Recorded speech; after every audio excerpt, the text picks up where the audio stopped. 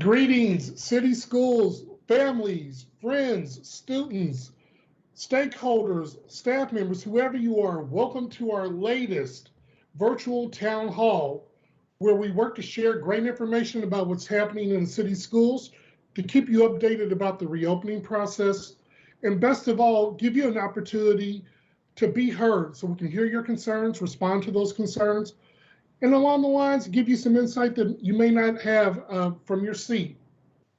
Behind me, off screen, are a cadre of experts, some of the best in the business and some of the great employees of city schools. While they're not on screen, I assure you that they're here to answer most questions that you can pose to us. So you're saying to yourself, I have a question, how would I pose it? We got you covered. Whether you're watching us on Facebook, Twitter, or YouTube, in the comments section, feel free to post your question. Post several questions. Those questions will make it up to me, and in the allotted time, I'll do my best to make sure we get you an answer. If for those that we can't answer, we'll either answer it back in the chat or we'll post it to our website. But in any case, sending your questions, let's be civil, let's be energetic. We're going to be here for about 40 minutes or so. So I'm looking forward to your best answers. There's quite a bit going on in city schools. In fact, before we start taking your questions, there are a couple of things I want to point out now that I'll also emphasize at the end of the event. So coming up on Wednesday, October 7th, visit our Facebook page, Our City Schools TV on YouTube. Why? Because we're having a back to school night for families. Typically, we would host it at the Baltimore Convention Center or in person, but with COVID, different time, so we have to adjust. But again, we've got you covered. So come out again on Wednesday, October 7th. Visit us on YouTube, on our YouTube page, City Schools TV, or on Facebook. From 5 to 6, we'll have the event open for pre-K through 5th grade. Through 6 to 7 p.m., we'll have 6th to 12th grade. And from 7 to 8, we'll have our Youth Up Next session, where we'll interact with our older students. And again, figure out where everybody's at, try to answer some questions along the way, and just be a great resource. Visit our website at baltimorecitschools.org. You'll find this information. And if not, you'll find it on our social channels. And if you're a parent of the district, check your email and listen to your phones, because we're going to be calling and sharing this information. We really, really want to see you come out to our back to school night. And also, on Saturday, we've got a great event with the University of Maryland, where you'll be able to receive free immunizations. Again, visit our website, baltimorecitschools.org. But on Saturday, we've got about 3,000 or so students that we know don't have their proper immunizations. Even though we're in a virtual environment, the laws of the state of Maryland are the same. So be a good neighbor. If your students need immunizations, visit our website. And again, check your phone, check your email, check our social media. We'll be spreading the word, because we want you, if your student needs an immunization, please head on out. We're excited. The event will be at the Science Center down by the harbor. As a fairly new person in Maryland, I can tell you, it seems like it's a great place to visit. And apparently it's a good place to go get your immunizations as well. From 10 to 1, the address is 120 Penn Street. That's 120 Penn, P-E-N-N, Street. And also, to my team in the background, there's a note I see in the chat. I need you all to address that for me. Now, moving on, those are the basic things that we have to share with you, but I'm finding more and more that you all love to share your questions. So I'm going to make sure that we get them answered. So let me make a switch, and we're going to hop to it. All right, the first question of the day is, my grandson was promised a computer from the district after we returned a previous device to his charter school. He is coming from a charter to a traditional school. Whatever happened to that? So my good friend, Michael Radding of our IT department, and the guy who's rolled with me through all of these events and answered a lot of questions.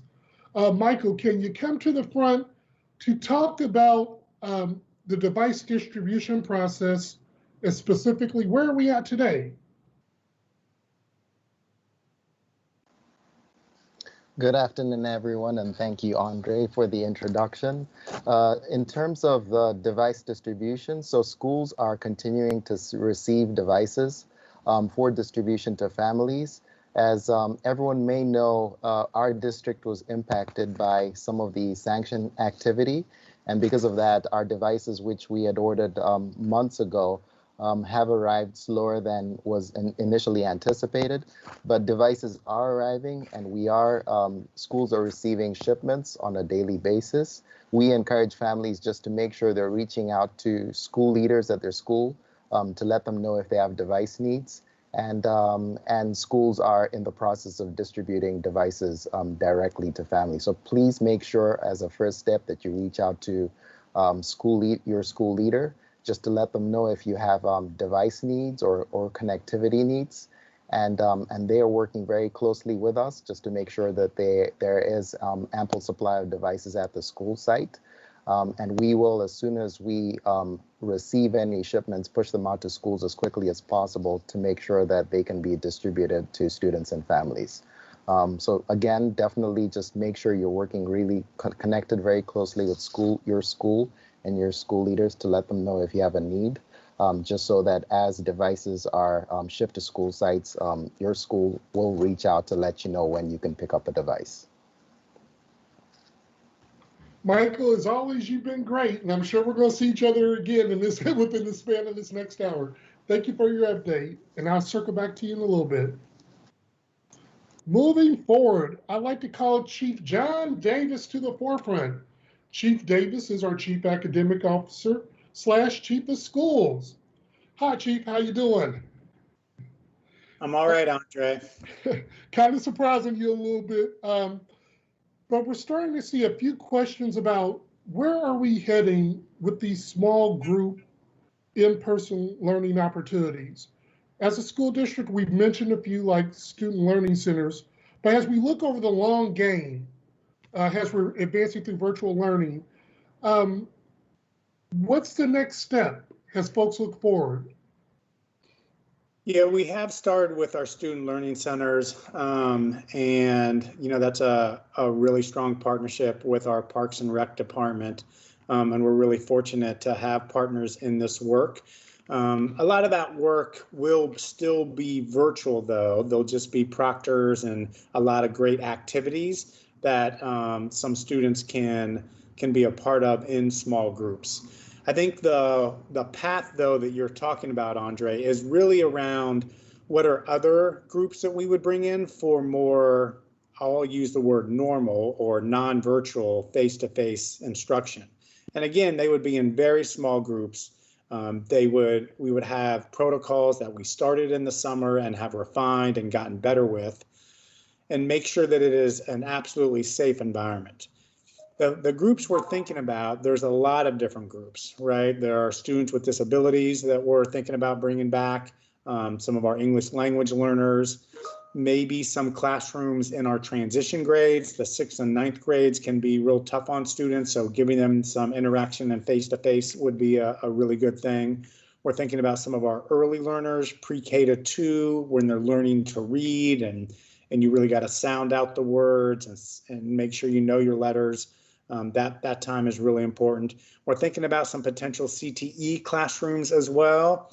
So in the end, right, I don't want to make it sound like if you've got a child that's in a CTE program, they're automatically coming back. That's not what it's about. But there might be some teachers and there might be some schools that we can open up, and some classrooms and really small groups to get that instruction that we know has been lacking in the virtual space, right? The CTE one always sticks out to me because it's just hard to get that hands-on experience. And so I think probably another group we'll think about as students that have been inconsistent or have really had trouble getting online and engaging in this virtual space. So we're trying to think through the groups that we think would benefit the most, and those are most of the ones that I just mentioned. And then there might just be a few classrooms in each that we bring back, just to make sure we can do it safely and wisely. Thank you, Chief Davis, for that. And again, this is slow progress. I shouldn't say slow. Slow is not the word I want to use. I will say thoughtful and deliberate. As we bring groups back, we want to do it safely and do it in a way that makes the most sense for the education of those students. Chief Davis, while I have you here, this is a question I know you definitely can speak to from Cynthia Poindexter on YouTube. Cynthia asked, well, she says, I'm concerned about the children who are not participating in virtual learning and whose families were struggling prior to COVID-19. I want to take the first half of that question. Right now, we do know that there are some students that, just like they would if we're in a bricks and mortar school, they may not be participating, or they may not be, attending class. If a student is not participating in virtual learning, what does that mean for them? Does it mean that they stand a chance, for instance, not to advance to the next grade? I mean, if it's throughout the entire year, and if we think that that's what's best for a student, then yeah, that is absolutely an option. I think that's a long way from now, right? The vast majority of our students are already participating, but yes, we still have a group that we have to get to. And I think the writer or the person who wrote that note is thinking exactly like we are. We've got folks that are knocking on doors. We did that in the spring. We followed it up in the summer, and we'll knock on doors and see what we can do for different families, no matter if they're lacking something to get online, or if they've got some type of situation in their family that is an obstacle, then we will work through that. So those are the same families that we are thinking about and working with as well. And so I think we're completely on the same path. In the end, though, the question is about what will happen with the child. Well, we're not going to give up on the child. We're only in week 3, week 4.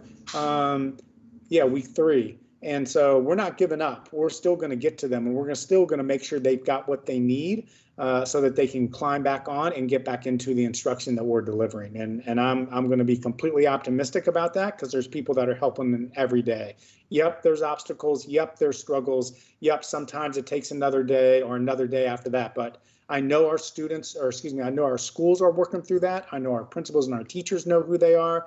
I know that our central office folks are doing that. And like I said, we've already been working with people that are knocking on doors. So when you put that all together, I'm hopeful we will not get to that stage. That's really what we're about, because we've got to make that relationship. We've got to get them back engaged. Thank you, Chief Davis. And while you're talking, someone popped up on the screen that I think we all know. Hello, Dr. Santelises. How are you doing? Hello, Andre. How are you? It just goes to prove that even the CEO has tech challenges, so I'm bonded with the rest of the families in city. But I'm here now. How are you? We're doing fine, Doc. I just wanted to see, did you have anything to add to Chief Davis's comment about what are our concerns about students that are not participating in virtual learning or not participating in the way that is most appropriate? No, I think Chief Davis answered spot on, and I would agree with his response, and just say that our real focus right now is making sure that we actually contact all of our students, make sure they're connected. What we're seeing is when young people are connected, we're better able to engage them in the ways that are most productive. But yes, and I would just say good evening to everybody. It's great to be back. I'm glad I didn't have a lot of evening things today. So I'm glad that I can be here with you. You have the full team here, but I will certainly be here the whole time and pop back in and out. But just to thank all the families, the staff, the community members, just the start of the year as I'm going in and out of classrooms. Know that we still have work to do, but every day we're getting more students. the laptops, the hotspots. We're watching the numbers increase in terms of numbers of young people who are connecting. But as a lot of the questions point to, we are definitely working on making sure we get connected to each and every student. But I will still be here, Andre, and I will turn it back to you, sir. It's always good to see you, Dr. Santelises. Thanks for joining us, and we'll call on you if we need you. All righty. Michael Radden, can you come back to the floor for me? I've got a few tech-related questions that you've seen here in our chat that the public can't see because it's how we share information. Michael, Zoom, hot topic in the district, is how a lot of our teachers provide their virtual instruction. We've made a lot of great progress over the last week. My first question to you is not necessarily in the chat, but it's something I'm sure you can answer. Are we making progress as a district in getting more folks to sign in using Zoom authentication? And more importantly, why is Zoom authentication important? Thank you, Andre. That's a great question. So one of the reasons that authentication is important, I'll answer the second question, then go back to the first one, is we are very committed to ensuring that we're creating safe spaces for our students. So the same way we were prior to starting distance learning, we wanted to make sure that students had safe places in classrooms and schools for learning to happen. And so even with the shift to virtual learning, we want to ensure that there's the same type of safe spaces for students. And one of the ways we can assure that our online spaces are safe is by requiring authentication by all students. And so doing so allows us to ensure that classroom spaces are only being accessed by students and anyone else who should be accessing those spaces. Again, just to prioritize the safety of students and the safety of those spaces for learning to happen. One of the other important things just to note is with the shift the district made in requiring authentication, that also just gives more visibility for teachers and district office staff just to see what's happening and position us to better support our students and families.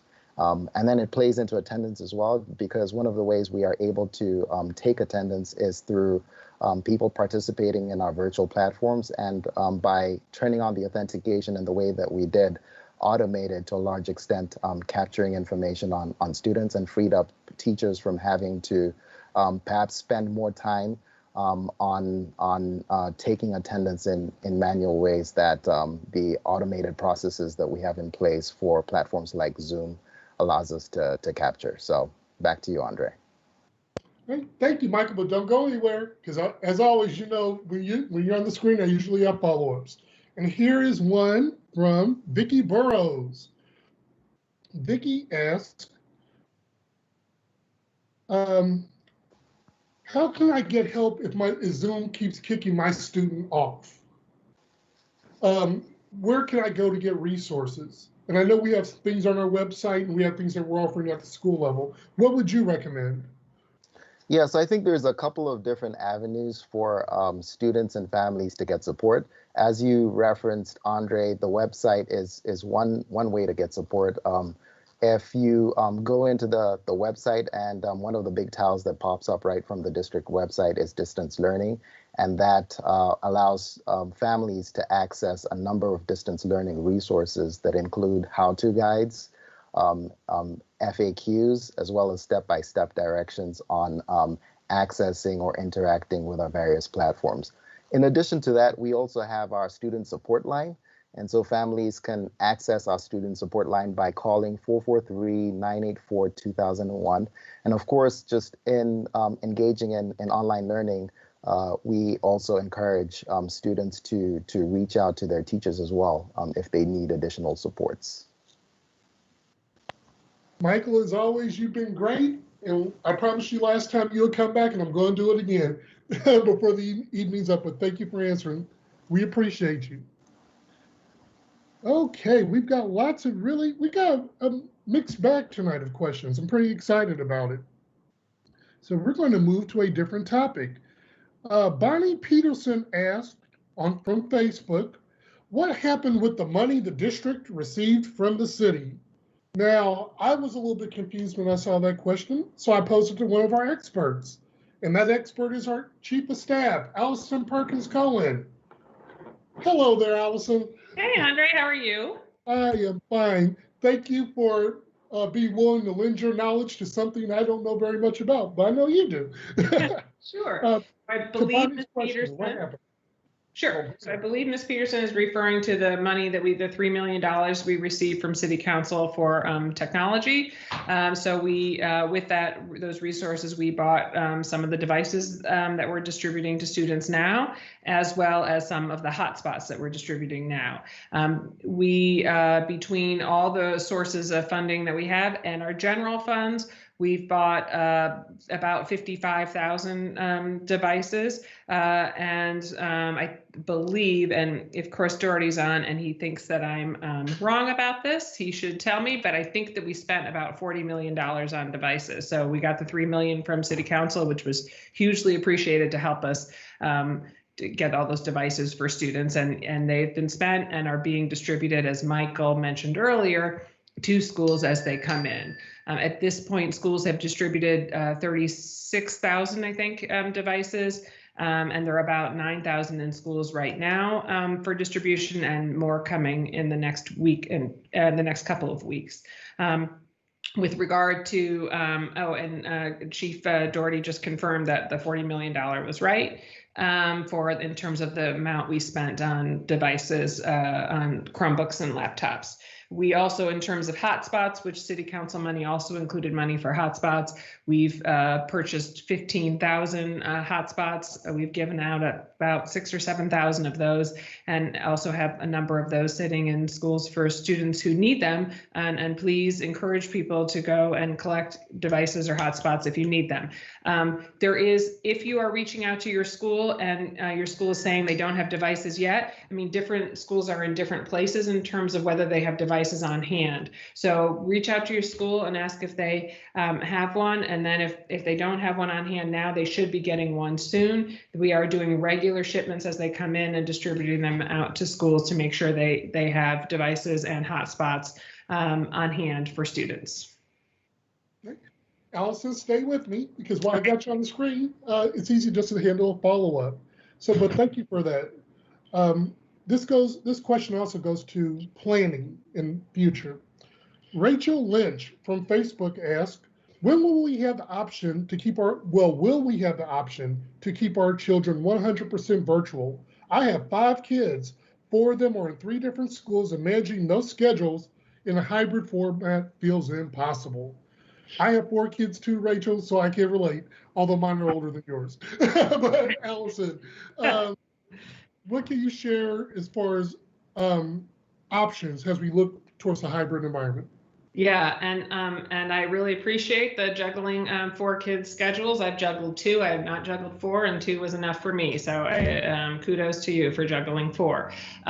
We have, as John Davis mentioned earlier, as Chief Davis mentioned, we are starting some small group instruction, some small in-person learning opportunities, but are still almost all students all students are virtual right now. We will start some small group instruction in person, but in the near future it would probably be small groups that would be in person. And one thing we've committed to from the beginning is that families would have a virtual option while we're in this pandemic, if that's what they feel more comfortable with. So if it's easier for you and works better for your family to remain virtual, given the 4 different schools and different schedules, then virtual would remain an option for you going forward. We do think in-person opportunities are important for students and are going to try to make those opportunities available for students who particularly are not served well in a virtual environment. And so, we think English language learners,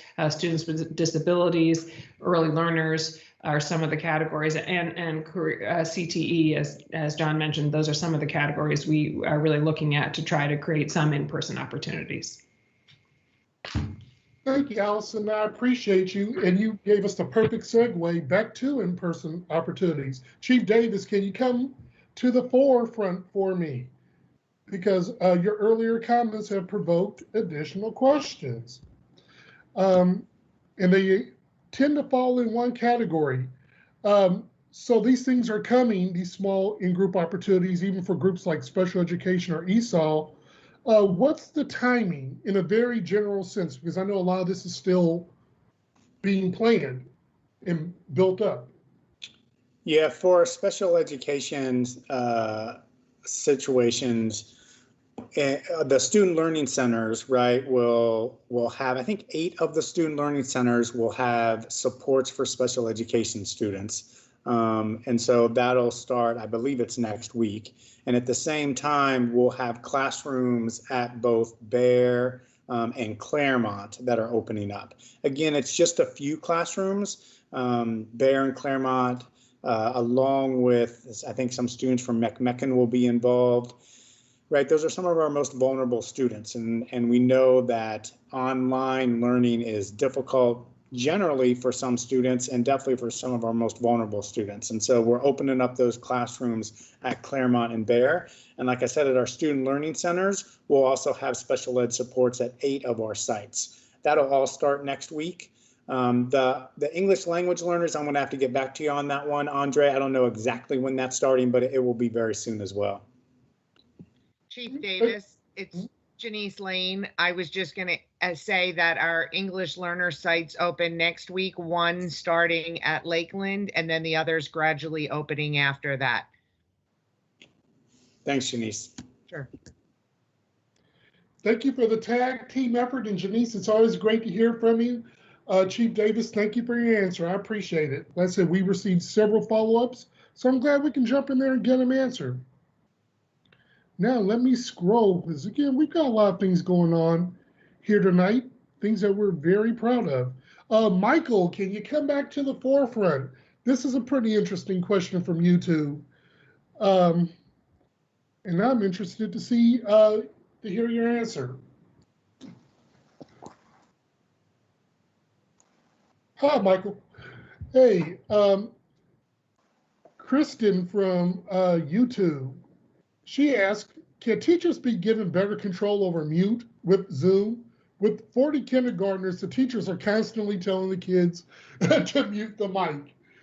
Michael, my question to you is, for our teachers that are on tonight, where can they get more resources on how to best use Zoom?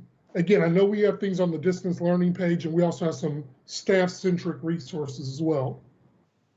Yeah, so I'd definitely recommend as a first place to look would be the Online Resource Hub, which includes a lot of resources on Zoom for teachers. So it includes a lot of what was shared at professional development opportunities, along with best practices and videos, how-to videos on everything from managing Zoom sessions to some of the security controls and other features within Zoom. So I definitely suggest that that could be a first place to go. I do believe the academics office has been providing sessions for teachers, online drop-in sessions. And Janice, correct me if I'm wrong, but I do believe those are still occurring on certain days where teachers can drop in and just get additional guidance and support on some of the online platforms and some of the advanced features and functionality within them. That is correct, Michael. There are both guided sessions as well as drop-in hours for additional support that will continue to run throughout the year. Thank you both. I appreciate you, Michael. Thanks as always. And Janice, thank you for answering the question. That's all I got for you, Michael. Well, I say that, but I think we both know that's not true. Now, I'm going to call to the forefront someone who's near and dear to my heart. Why? Because she's my boss, Tina Hike Hubbard, the Chief of Communications, Engagement, and Enrollment. I'm getting there, Tina. I know you more as Tina, so I always have to call you by your title. Tina, one of the things we've been pushing forward is not just laptops, but internet access, making sure that students, you just don't have a device. You need to be able to connect to the internet to get to Zoom, to get to Google Meet, to get to all of our different platforms. We have a question regarding Internet Essentials, specifically from Keegan Montgomery. Hi, Keegan. where can we find more information about city schools sponsoring Comcast for students and families? Yep, great question. We're happy folks are asking because we want to get as many families on as we possibly can. So we did finish our contract with Comcast. What that means is Comcast is currently producing codes for us that we will send out to all of our schools. And by next week sometime, we'll do an announcement from the district level and from schools. You will know when the codes are ready to be assigned, and they can call their home schools and actually get the code assigned to use the Comcast Internet Essentials program. As a reminder, for those of you who signed on to Comcast Internet Essentials before, we are sponsoring those families through September of 2021. And families who have not signed on yet and need still have internet besides the hotspots that Chief Perkins-Cohen talked about, we could also sign families up right now for Comcast Internet Essentials through December 31st. You will get your free 2 months of internet, and then we will still sponsor you through September of 2021. Andre and some folks on my team are pulling together a package for schools so they understand how the codes work. We're going to be putting out information to all families on how to do it, either to sign up for as a new family Internet Essentials or to sign up for sponsorship agreement. So look for that information to be coming out next week. Tina, you're great. And not just because you gave me a task. Thank you, Tina. I appreciate you. And she actually signed that to me some time ago. Moving forward, Dr. Santelises, I'd love for you to come back to the forefront if you can. Right here, Andre. All right, thank you, Dr. Santelises. We have a question about funding, how our enrollment can impact funding, and I think you're the perfect person to speak about that, given what we've been sharing recently. Melanie Neese, she says, I understand that many district schools are under-enrolled, which will significantly impact funding. Is there a way that we as parents can help? But Dr. Santelises, I think my question would be, because we haven't taken our official enrollment yet, to have a really good picture about that. Financially, as we deal with COVID and virtual learning and figuring out the way forward, what does this mean in a very general sense for how we plan our work, how we fund our work? Mm-hmm. No, it's a great question, both questions, and thank you, Melanie, for yours as well.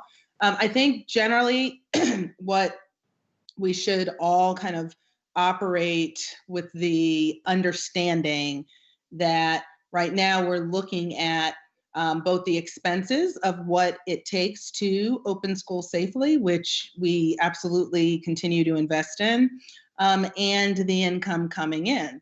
Some of that income has come in the form of federal, state grants.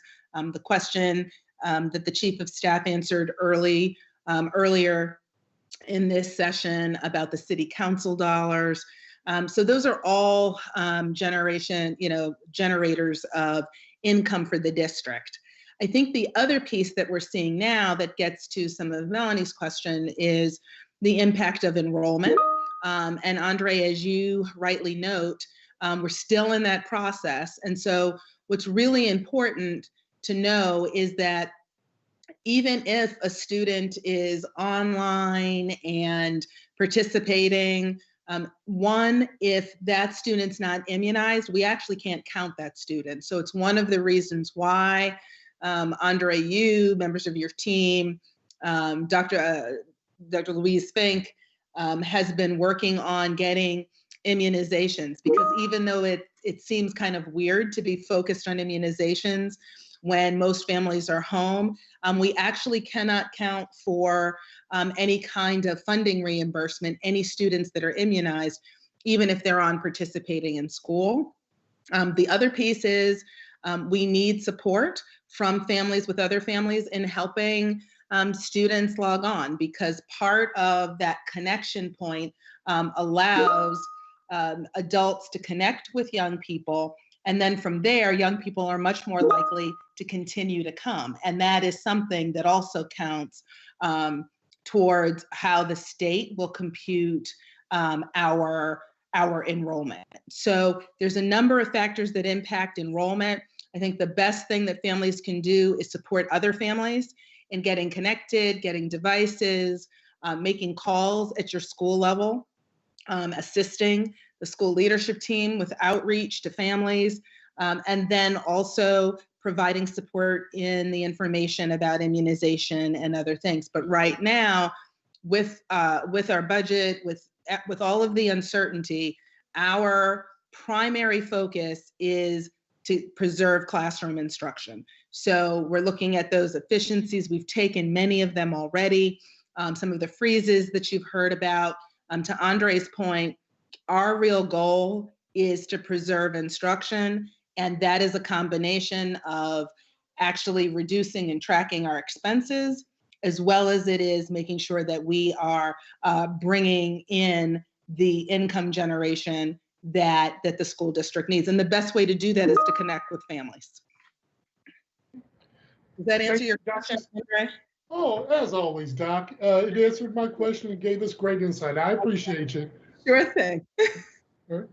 Chief Davis, I've got a question about asynchronous/synchronous learning. I've learned more about those two terms in the last 30 days than I ever thought I would know as a layman and not an educator. So Chief Davis, Carrie from Facebook is asking, will student schedules / time being synchronously online with, wow, this is kind of difficult one. Let me read this a little differently. Will student schedules be synchronized online with teachers, especially elementary schools? Students need time during the day to work independently and asynchronously on the skills presented. They are online to Zoom. They are on Zoom and Google too long and are struggling with attention and being able to focus. So Chief, I kind of butchered that for you, but I guess the question is, how are we going to best line up asynchronous and synchronous learning? If that's what I'm taking away from that question. This was from Carrie, is that right? That's correct, yeah. Yeah, I think she asked, will it be modified, Okay. right? And it might be, but I have to be very honest with the public. We're on day 13, right? Like, honestly, it's day 13. And there are families that are saying this is working, and then there's others that are saying it's too much. And we want to hear all of that. We did, I thought, a really good job of getting a lot of feedback from different stakeholders in late spring and in the summer. And we're continuing to do that and have plans to do that so that we might end up making a change, right? We absolutely might. So I want to tell Carrie that, but it's not going to be this week or next week. It's not going to be anytime soon. We do want to continue on this path for a while and see how well it works for students. I think the very difficult thing about this situation is, right, there isn't an exact amount of time that works for the majority of kids, right? It's all over a spectrum. Some are taking it well, some parents are appreciating the online time, and others think it's too much. And I respect all of that input. I just think that we've got to wait more than 13 days before we make any changes. If we do make changes, maybe it would be at the end of the first quarter. It might be a little bit sooner than that if we think it's overwhelming. But I just think we have to let this sit for a little while longer before we really get to that space. Thank you, Chief Davis. Don't go anywhere because I have a follow-up question I think you could help us with. Chief Davis, here's a more simple one from La Janetta Sutton. Ms. Sutton asked, what if your child doesn't feel comfortable being on camera all day? What would you suggest? I mean, if a child doesn't feel comfortable being on camera, I would suggest that the parent just have a conversation with the teacher and let them know that. And then, you know, if there's times where they're not on camera, that's completely fine. A child has to be comfortable no matter what they're doing, right? The interaction ideally is face-to-face, so we always want to push that and make that the priority. But we know that not just kids, but adults at times have got to turn off the computer for whatever reason, or excuse me, turn off the screen for whatever reason. And we want to honor that, right? Everyone has got to feel as comfortable as possible in this space. And when someone isn't feeling comfortable, turn it off, right? But at the same time, I also think that any parent should have that conversation just so that the teacher understands kind of the child's situation and that there's really good communication, right? The magic happens between a teacher and a student. And so when the parent can help bridge that gap and understand the situation and understand that the child is feeling uncomfortable, then, that's the right thing to do. And it's absolutely the right thing to do if a child isn't feeling comfortable for some reason or another. Thank you, Chief Davis, as always, for your candor. I appreciate having you here. Now I'm going to call another chief, Chief Teresa Jones. Can you come join us? We're going to talk a little bit about assessment. Hi, Chief Jones. How are you doing? Doing well. How are you, Andre? I continue to have a great day because it's always a great day in city schools. Moving forward, we have a question from Janice Hyman regarding iReady testing. And I'm going to ask you to spell that out for those of us who don't know what iReady testing is. But Janice asked, or Janice, why is city schools doing iReady testing when some students don't have computers yet? My grandson missed his first test. So, Chief Jones, what is iReady testing and why is it occurring right now? Thank you so much for that question, Andre. So iReady is a diagnostic assessment that our schools are administering as a way to get an understanding around what level students are performing on as they start the new school year. And the data from that assessment is being used to inform the personalized learning that they will be partaking of during their asynchronous time. So first, let me just say that our goal, of course, has been all along to have technology available for students at the very beginning of the school year. But because of those delays, we haven't been successful to have that access made readily available. So partly to address that, as well as to give flexibility to our schools, we actually have a pretty long assessment window for that diagnostic assessment to be administered. So while the assessment window opened this week, the window for iReady actually goes until October the 20th. So first and foremost, we hope that we will have as many of our students with that technology well before then so that they can participate in that particular assessment. Chief Jones, great answer. It's always great seeing you. Thanks for joining us tonight. I appreciate you. Absolutely. Thank you, Andre. You're welcome. Hi, Doc. Hey, sorry. I just wanted to add a bit to that from the perspective of a mom, not just as a CEO, and to say that that extra window that Chief Jones referenced, I have found even as a mom, allows the school to give young people who enter at very different places in readiness a longer band of time. We don't want this to feel oppressive to kids. That's not the intent of it. And so I will tell you, I have one daughter who finished her iReady testing, in the first week. And I had another who frankly was getting used to being back in school, wasn't really sure she wanted to do this testing thing. And so her teachers allowed her to chunk out the time, to do a little bit each day. And because of the window that Chief Jones described, it enables teachers to have greater flexibility for how students might be engaging and responding very differently. So 2 6th graders in my house had very different approaches to the testing. The intent is always to make sure we have information. But again, as Chief Jones said, to really provide that flexibility. And I can say that as a mom, I appreciated the flexibility, particularly for one of our daughters, because it's not about get it in a window to make kids feel as if they've missed something. Clearly there's an urgency, but it does make a difference. And, again, one of my daughters, it took her some time to get through it because she just wasn't ready in the early days of being back on online learning. So just wanted to add that, Andre, from the mom CEO perspective, as well as what Chief Jones shared. Thank you, Dr. Santelises. Thanks for jumping in. Again, that dual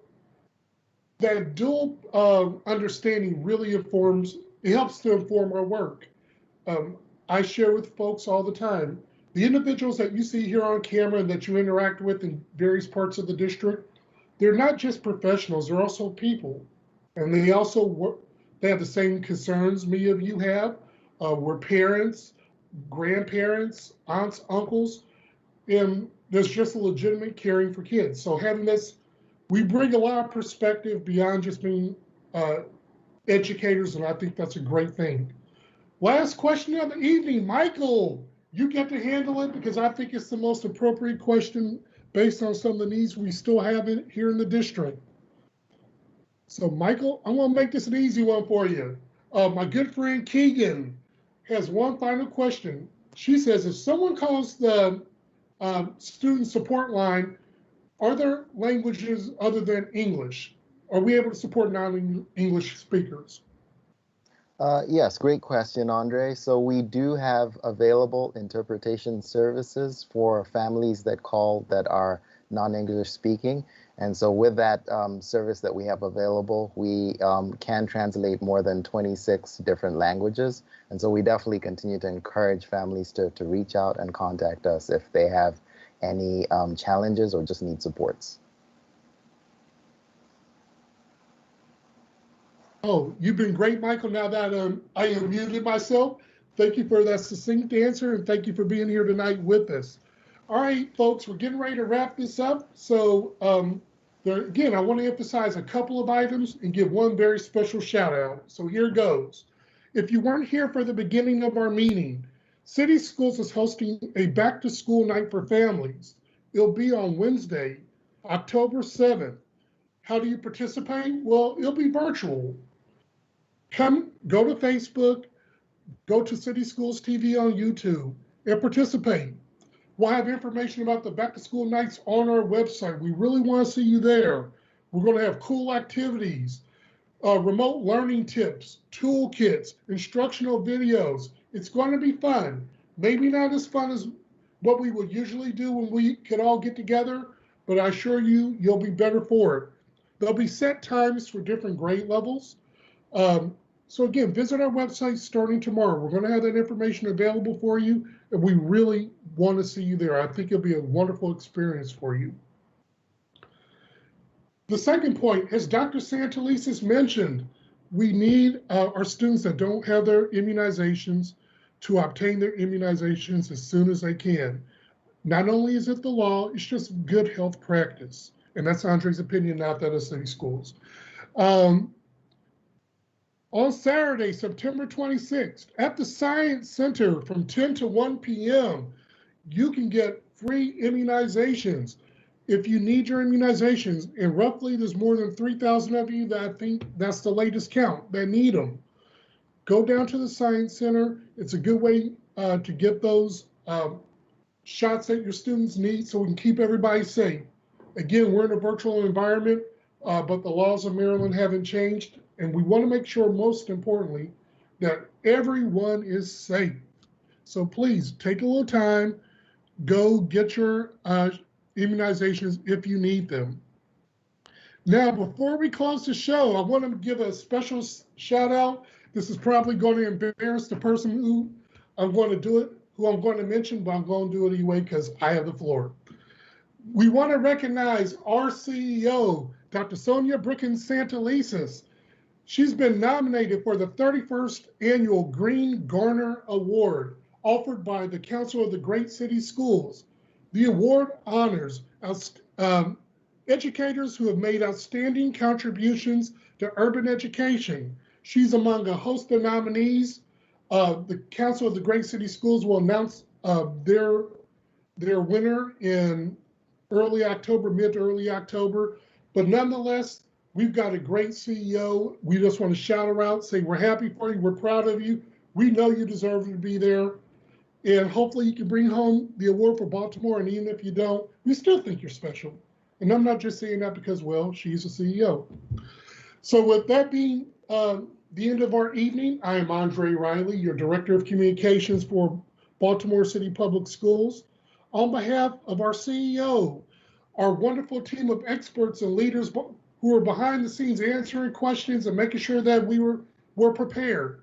And finally, the best school communications team in the state of Maryland. I want to say we're glad you're here. We're going to space these out a little bit moving forward, so they may not be every week, They're probably going to be closer to once every 2 weeks or once every month. So stay tuned to our website and our platforms for the schedule changes. But no matter what, we're going to get through this together, and we're going to continue doing the great work of educating kids in Baltimore City.